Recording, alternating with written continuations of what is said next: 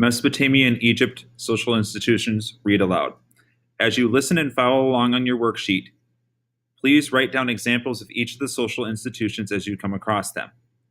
Mesopotamia. Mesopotamia, or the area in the floodplain between the Tigris and Euphrates River, was home to many small Neolithic farming villages that grew steadily between 4000 and 35,000 BC BCE. By 3000 BC BCE, the villagers became cities and grew in population and began to build walls and monuments. Sumer was a particular civilization that developed in the region of Mesopotamia. Cities were home to a privileged class of elites who headed the households supported by nearby irrigated land. The households were made up of staff, slaves, and workers. Outside the walls of the city, merchants traded products like wool and food for timber and metals from as far away as Egypt or the Indus River. Evidence of the Sumerian seals have been found in both places. Each city had a large monument that was believed to be home to a god. The monument was surrounded by a temple managed by priests. The temples were the wealthiest of households, each supported by agriculture, artisans who crafted metals and stones into goods, and large storehouses of surplus grain. Sumerian religion was polytheistic, meaning there was more than one god. The religion revolved around monuments and those houses of gods. People believed that if the gods were not pleased by the splendor of the temple, floods or attacks might occur. It is believed there were two types of deities or gods in Sumer. Each city-state had a local god they worshipped, and there were also several gods that were worshipped across the larger region. The cities of Sumer grew larger and larger as the wealthiest of temples expanded. They controlled large areas of fertile land near the Tigris and Euphrates rivers. When cities grow to be this large and wealthy and traded with others, historians called them city-states. Each city-state had its own specialization of workers that promoted trade with Sumer and across Afro-Eurasia. Eventually, in about 2200 BCE, the ruler of a Sumerian city, Sargon, conquered all of the other Sumerian city-states. His descendants who ruled after him declared themselves to be living gods. The resident gods at the city's temples became less powerful, and the entire society became subject to one ruler. Sometimes new rulers or kings would come from different cities, and the center of power would change. About 1,000 years after Sargon, Hammurabi became king of Babylon and ruled over all of Mesopotamia.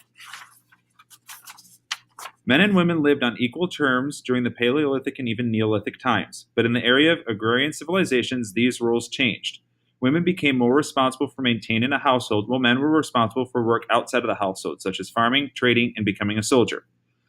Though early Sumerian leaders in Sumer may have been women, after the city-states were conquered, they rarely joined in politics. Sumerians developed the first known form of writing called cuneiform. The Sumerian writing system had 3,000 characters. With so many letters to learn, being a scribe or a person who could write Sumerian script was a full-time job. Archaeologists have uncovered about 6,000 tablets with cuneiform from ancient Sumer. Sumerians also developed the first known form of mathematics. Our math system is base 10, while the Sumerians was base 12. This is the basis of our 60-second minute, 60-minute hour, and 12-hour day. Each number is divisible by 12. Sumer lasted until around 12,000 BC BCE, when nomadic raiders attacked and destroyed many of the city-states. Before this, problems like natural disasters, disease, shortages of food, and ineffective rulers weakened the large civilization. Egypt. Neolithic villages began growing as populations increased along the Nile River in much the same way as it did along the Tigris and Euphrates rivers. In fact, Egyptians along the Nile were trading with other people of Sumer. Much of the architecture along the Nile looks similar to early Sumerian architecture. Egyptians probably adapted cuneiform into their own form of writing called hieroglyphics. Egypt was unified by the first pharaoh in 31,000 BC BCE. Since all the cities were along one river that allowed for easy transportation, the pharaoh was able to easily collect tribute or taxes and labor to support building his monuments. This made unification of the cities into one empire possible. Pharaohs built large monuments called pyramids, where they would be buried when they died. Egypt's rulers claimed to be living gods who turned all of Egypt into one extremely large temple community. Religion in Egypt was also polytheistic, with several gods. Many of these gods were tied to the local environment, such as Hapi, the god of the Nile River. The Nile River itself represented a passageway from life to death to the afterlife. This community was supported by a hierarchy of workers and craftsmen. Egyptians had an abundance of stone that they used to build many of their monuments. Small homes were made out of mud bricks, just like in Mesopotamia. In the ancient Egyptian world, life was controlled by the pharaoh. Farmers and laborers were at the bottom of the social ladder. Above them were craftsmen and artisans who built the pharaoh's monuments. The upper class was made up of scribes, priests, and officials who helped the pharaoh collect the taxes and resources from the surrounding area. Farming life in ancient Egypt found men as the heads of the house. Sorry, family life in ancient Egypt found men as the heads of the households.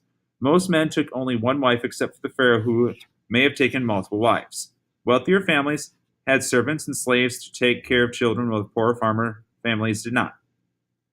The elite families in Egypt were usually headed by the priests or officials. However, people learned to write by becoming scribes, became soldiers, moved up in the social hierarchy in ancient Egypt. The civilization of ancient Egypt eventually fell in decline around 1000 BC BCE, but the land around the Nile remained fertile thousands of years afterwards, unlike in Mesopotamia. Because of this, agrarian civilization has endured around the Nile, though power eventually shifted away towards Persia in the era of empires being around 500 BC BCE.